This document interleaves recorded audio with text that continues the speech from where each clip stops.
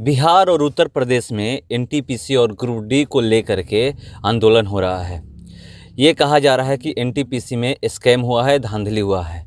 वहीं group D में 2 exam लेने की बात हो रही है। एक नोटिफिकेशन जारी हुआ है, उसमें ये कहा गया है कि अब ग्रुप डी में 2 एग्ज़ाम होगा, एक मेंस होगा और एक पीटी होगा।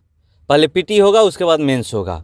जो नोटिफिकेशन आया था उसमें यही लिखा हुआ था कि एक एग्ज़ाम होगा ग्रुप डी में। और सही भी बात है, क्यों बच्चे गिट्टी टारने के लिए 2 एग्ज़ाम दें। अगर आईपीएस और आईएएस बनने के लिए 2 एग्ज़ाम ही दिए जाते हैं और गिट्टी टारने के लिए 2 एग्ज़ाम दिए जाते हैं, तो अंतर क्या है। तो चलिए, हमारे साथ एक छात्र यूनियन के सदस्य हैं, मैं इनसे सीधे जुड़ता हूँ और क्यों हो रहा है। IBN 7 भारत में आपका स्वागत है। जी बहुत बहुत धन्यवाद। क्या नाम होगा आपका? सौरभ पांडे। अभी जो बिहार और उत्तर प्रदेश में आंदोलन हो रहा है, जो छात्र आंदोलन कर रहे हैं, इसमें कोई पार्टी नहीं है, अब पार्टियां उतर गई हैं। जो जैसे आज बिहार बंद बुलाया गया था जाप द्वारा, पप्पू यादव की पार्टी द्वारा, उसमें कहीं असर दिखा नहीं। ज़्यादा पटना में थोड़ा बहुत दिखा, आरा में कहीं असर नहीं दिखा और कहीं कहीं छोटे छोटे इलाकों में असर दिखा। तो इसको आप कितना सही मानते हैं? अब ये बात पप्पू यादव की पार्टी की बात है, तो पप्पू यादव जो अपना चुनाव चिन्ह नहीं बचा पाए, वो पार्टी क्या? नहीं, मैं पप्पू यादव की बात नहीं कर रहा हूँ, मैं ये बात कर रहा हूँ जो छात्र सड़कों पे उतरे थे, जो अभी एक मतलब ट्रेंड चल दिया है किसी भी चीज़ को लेकर के, फेसबुक पे बोलो, यूट्यूब पे बोलो या फिर ट्वीट करो। इससे उतर करके जो पहले होता था कि नहीं, अगर अपनी बात मनवानी है, सरकार तक अपनी बात पहुंचानी है, तो चलिए हम धरातल पर उतरते हैं। तो ये हुआ इस बार। एक ट्वीट चला था कुछ दिन पहले, 8 मिलियन लोगों ने ट्वीट किया था, उसके बाद भी सरकार नहीं सुनी, और जैसे ही आंदोलन होता है सरकार सुन लेती है। जी देखिए, जो रिट्वीट हुआ स्टूडेंट ने किया, सरकार उसको इग्नोर की। लेकिन जो 24 तारीख को कोई ना पार्टी न कोई संगठन, जो छात्रों ने आंदोलन किया, वो शांतिपूर्ण तरीके से आंदोलन किया। लेकिन जो 25 तारीख का आंदोलन हुआ, उसमें छात्र कभी नाजायज़ काम नहीं कर सकते हैं। जो छात्र है वो अपना मांग कर रहा था, लेकिन कुछ जो वर्तमान सरकार है बीजेपी की, उसके कुछ गोदी मीडिया और कुछ ऐसे यूनियन हैं जो उसके समर्थक है, आगे बैठ के चिल्लाते हैं बीजेपी बीजेपी। उन लोगों को तो मौका मिला नहीं आवाज़ उठाने का, क्योंकि छात्र बिना कोई अपने सलाह से, ना कोई पार्टी ना कोई स्टूडेंट यूनियन, आ गए सड़क पे तो शांति से किए। लेकिन उनको जब नहीं मौका मिला तो उनको मिर्ची लगा और जाके काम कर दिए, गलत सलत काम कर दिए, और उसमें निर्दोष छात्र फंस गए। तो जो ये पथराव हुआ है, आरा में पथराव हुआ और जगहों पे पथराव हुआ, तो ये कौन लोग किए हैं? भाजपा का समर्थित संगठन जो है वही करेगा, जो आगे बैठ के चिल्लाता है हर मोदी घर घर मोदी।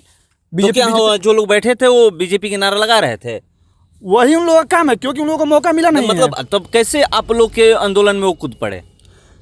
बिगाड़ने के लिए, छात्रों पर लाठीचार्ज करवाने के लिए कि सरकार है, सरकार की फोर्स होती है। प्रशासन भी मजबूर है, प्रशासन का उसमें कोई रोल नहीं है, लेकिन जिसकी लाठी उसकी भैंस। सरकार है तो सरकार के बात प्रशासन को मानना है।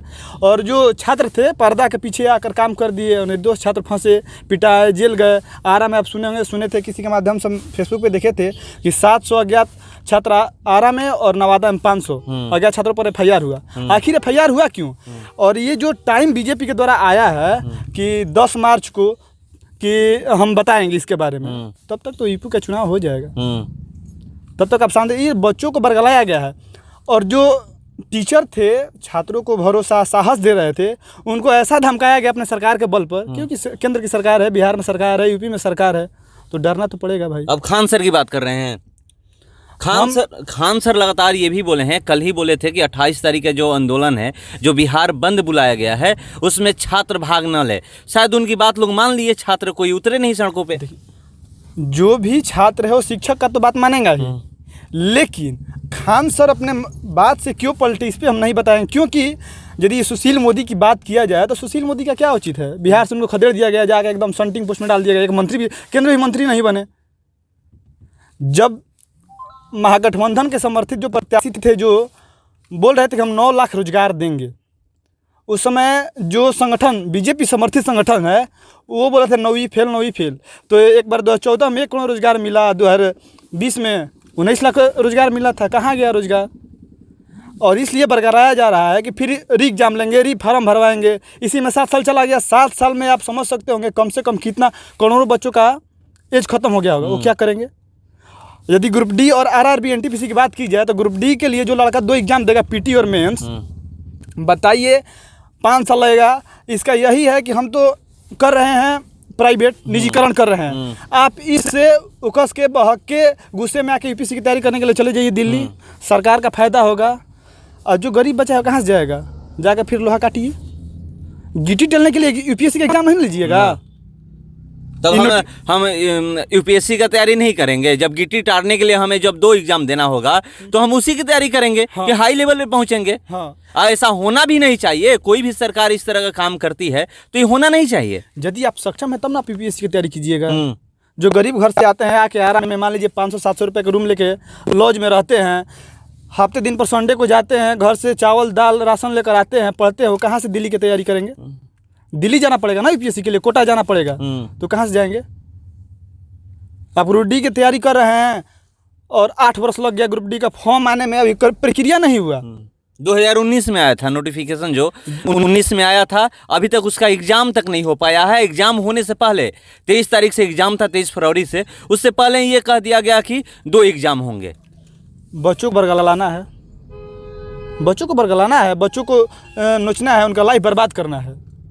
लाइफ बर्बाद करने में बच्चों का, छात्रों का जो जीवन बर्बाद करने का श्रेय किसी ने लिया है तो भारतीय जनता पार्टी की सरकार ने लिया। सीधा सा एकदम मतलब ये है कि जब से नरेंद्र मोदी जी सरकार में आए हैं 2014 से 2021-22 चलने लगा, 8वां साल चलने लगा, आज तक वैकेंसी बताइए। जो जनरल वैकेंसी आना चाहिए बच्चों, कितने वर्ष के बाद आया तो अभी तक प्रक्रिया पूरा नहीं हुआ। 2021-20 में जब विधानसभा का चुनाव हुआ उस समय 19 लाख रोजगार नीतीश कुमार दे रहे थे। वो 19 लाख रोजगार में 9,000 भी रोजगार आया कि नहीं आया। आखिर क्या होगा बच्चों के भविष्य के साथ, जो 8 साल से बच्चों का भविष्य बर्बाद हो रहा है, जिसका एज खत्म हो गया। मान लीजिए हम लोग तो जनरल कैटेगरी से हैं, हम लोग का एज नहीं है, 25 वर्ष के बाद आपको मौका नहीं मिलेगा। वो गरीब जनरल कास्ट में गरीब नहीं है, ब्राह्मण गरीब नहीं है, स्वर्ण गरीब नहीं है, उनका क्या होगा जिनका एज एक्सपायर कर गया। विपक्ष भी तो आप लोग के साथ नहीं खड़ा हो पाता है बिहार में, सिर्फ कहता है वो भी कि हम ये करेंगे वो करेंगे। तेजस्वी यादव बहुत बार कहे कि हम बेरोजगार यात्रा निकालेंगे, वो भी अभी तक नहीं निकाल पाए। जब वो सोचते हैं तो एक कोरोना का चल रहा है लहर, मौका आता है, लेकिन जब घूम घूम के चिल्ला कर एक दिन में 22 रैलियाँ करके तेजस्वी यादव बोल रहे थे कि हम फर्स्ट कैबिनेट में 10 लाख नौकरी देंगे। उस टाइम बच्चों ने, जो भाजपा समर्थित संगठन था, 9वीं फेल है, मस्जिद मंदिर मस्जिद के नाम पर जो लोग वोट दिए हैं, अब नौकरी के लिए क्यों पीछे पड़े हैं। उनको तो मौका मिल नहीं रहा है। मंदिर मस्जिद के नाम पर बरगला दिया गया और ज़बरदस्ती तेजस्वी को मुख्यमंत्री नहीं बनने दिया गया। एक बार उनको भी देखना चाहिए, गलती सुधारते अपना। तो अब तो बेरोजगारी यात्रा निकलना चाहिए, आप लोगों के साथ खड़ा होना चाहिए। जरूर हम लोग आग्रह करेंगे, नेता प्रतिपक्ष से हम लोग आग्रह करेंगे, क्योंकि विपक्ष मजबूत होता है तभी काम हो पाता है। विपक्ष मजबूत है, विपक्ष जब भी आवाज उठाता है तो सदन में ट्विटर पे देखिए, छात्र भी ट्विटर पे ट्वीट कर रहे थे तो सरकार नहीं सुन रही थी। जैसे ही धरातल पे उतरे, ट्रेन में पथराव हुआ, ट्रेनें रोकी गई, तुरंत प्रधानमंत्री भी आ गए, आकर के बोल दिए कि हम संज्ञान लेते हैं, बीच बचाव करने आ गए। खान सर बोले कि और 40 घंटा पहले अगर प्रधानमंत्री जी इसमें हस्तक्षेप कर देते तो ये इतना बड़ा बवाल होता ही नहीं। नहीं देखिए, बवाल होता या नहीं, ये आप सांत्वना दिए हैं कि क्या किए हैं, इस पर भरोसा नहीं होता है कि आप क्या करेंगे। रेल मंत्री सामने आके बात करें, रेल मंत्री आके एक आश्वासन, ये क्या कि हम सोचेंगे विचारेंगे, समय दिए। फाइनल पे रोक लग चुका है परीक्षा पर। आप बताइए कि 15 फरवरी तक हम कर देंगे, 10 मार्च तक आप क्यों गए। सब तो टेक्निकल है, डिजिटल है, कंप्यूटर के माध्यम से आप सारा देख सकते हैं, कर सकते हैं। फिर 10 मार्च को क्यों, उससे पहले हो, फरवरी में कर दिया जाए इसको। और नेता प्रतिपक्ष से हम लोग आग्रह करेंगे कि आप यात्रा निकाल। नेता प्रतिपक्ष जब सदन में आवाज़ उठाएं तो लाठी डंडों से बरसात हुआ। आज ही बिहार बंद था, कोई नहीं आया, छात्र सड़क पे नहीं आए, छात्रों को डरवा दिया गया। अच्छा बताइए, एक हम देख रहे थे यहाँ पे डाला गया था एक लड़का, यहाँ पर खान सर की बात सुनी गई है ना। छात्र बिहार में खान सर को सुनते हैं, खान सर जो बोलते हैं वही होता है। अच्छा खान सर ये बात क्यों बोले, ये खान सर बताएंगे। लेकिन छात्र कभी उग्र नहीं होंगे। शांति व्यवस्था से छात्र आंदोलन कर रहे थे। उग्र भाजपा समर्थित जो संगठन है उन्होंने उग्र होकर काम को बिगाड़ा है, लेकिन छात्र अपना मांग करेंगे, फिर भी मांग करेंगे। नेता प्रतिपक्ष से हम आग्रह करते हैं कि आप यदि आपके चैनल के माध्यम से यदि मुझे सुन रहे होंगे, देख रहे होंगे, तो उनको मैं उनसे आग्रह करता हूं कि आप इसमें अपने स्तर से छात्रों की भविष्य के लिए आवाज़ उठाइए, छात्र आपके साथ रहेंगे। तो चलिए, क्या कहना है कि विपक्ष के जो नेता प्रतिपक्ष हैं तेजस्वी यादव, वो सामने आए। और दूसरी चीज़ है कि क्यों इतना दिन टाइम लिया गया। अगर करना है, आपको निर्णय करना है, डिजिटल सब है, तुरंत करिए। 10 मार्च क्यों लिया गया? 10 मार्च को इसलिए लिया गया क्योंकि उत्तर प्रदेश या 5 राज्यों में जो चुनाव है उसको देखते हुए। चलिए फिलहाल इस खबर में